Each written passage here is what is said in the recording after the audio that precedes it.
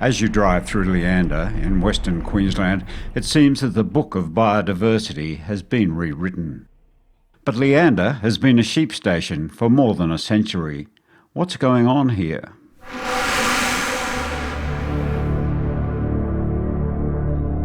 Peter and Elizabeth Clark own and operate Leander, a 14,500 hectare property very close to the town of Longreach. Like most of Queensland, Leander is just emerging from a long drought. Yeah, it's been pretty tough. We realised when it was really dry and we'd run out of water that we couldn't compete with the kangaroos and the dogs. We would either sell out or put a fence up. So we opted for putting a fence up. So we went from not owing anyone any money to being really in debt. We didn't get subsidies for the fence. It was before the system was operating. So we decided we'd borrow the money and put it up ourselves, which we did.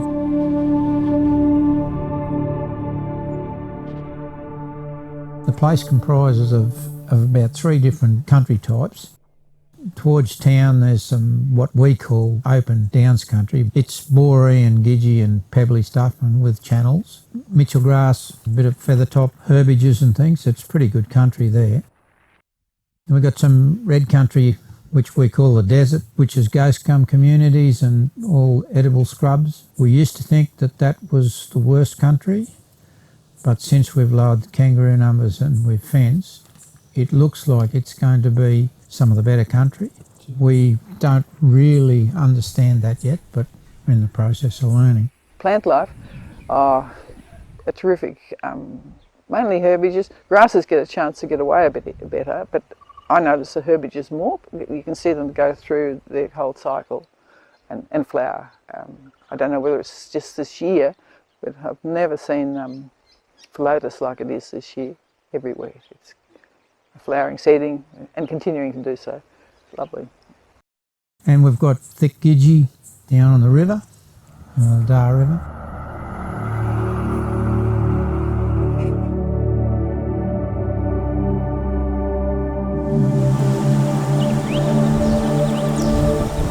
Peter Clark considers estimates of kangaroo numbers do not reflect the actual populations. We only thought we had a few kangaroos, but that's not the case. I think kangaroos do more damage than what everyone realises, and after these fences have gone up, I think everyone realises how many the kangaroos they have got. Numbers have increased significantly over a century of pastoralism to an overpopulation by the end of the 20th century. With the establishing of multiple watering points such as dams, tanks, troughs and bore drains, the coming of pastoral interest to inland Australia inadvertently set up what could be described as kangaroo farming. With humane culling, the fence has allowed the Clarks to control numbers to similar numbers pre-pastoralism. And we've also been surprised what's grown in the desert country more than anywhere else, because traditionally that's been the area that had the most kangaroos in it. There's been a marked change there. There's stuff growing there that we'd never seen before. And there's grass growing there now which never grew like it is now. Yet we've had stock in there all the time, but there's very few kangaroos. The sheep work that country completely differently now to what they used to. They're different to muster. They work the country completely differently. There's things starting to grow there that, we haven't seen for bloody years. And it's giving us a hell of a lot better return than we expected. So I don't know. We seem to think that we're certainly going to have to learn how to manage it again and look at the stocking rate on it, because traditionally we've always had a lighter stocking rate in there than some of the other country. But it looks like we're going to have to reassess all that. Not only has this meant an increase in productivity, biodiversity has blossomed. When we were kids, we'd come home very excited if we'd seen a spinifex pigeon. Since we've put the fence up and reduced the cats and pigs and things, there's nothing to see a flock of 30 spinifex pigeons, constantly all over the place. And the same with things like plovers and dotterels and those sort of things. Plain turkeys.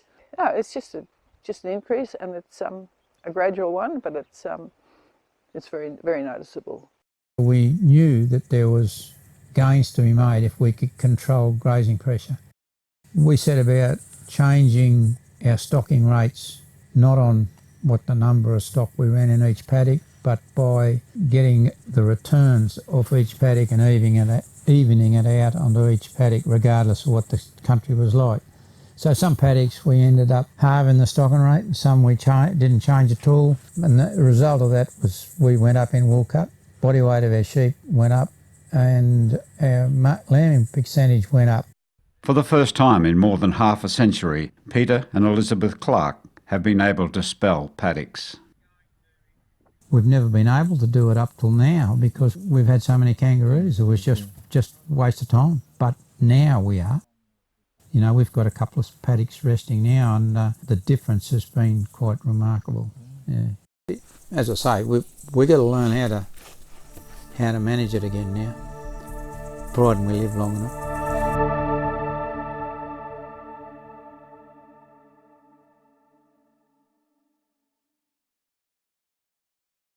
Industry, government and Desert Channels Queensland support the grazing industry in managing for change and a sustainable future on the rangelands.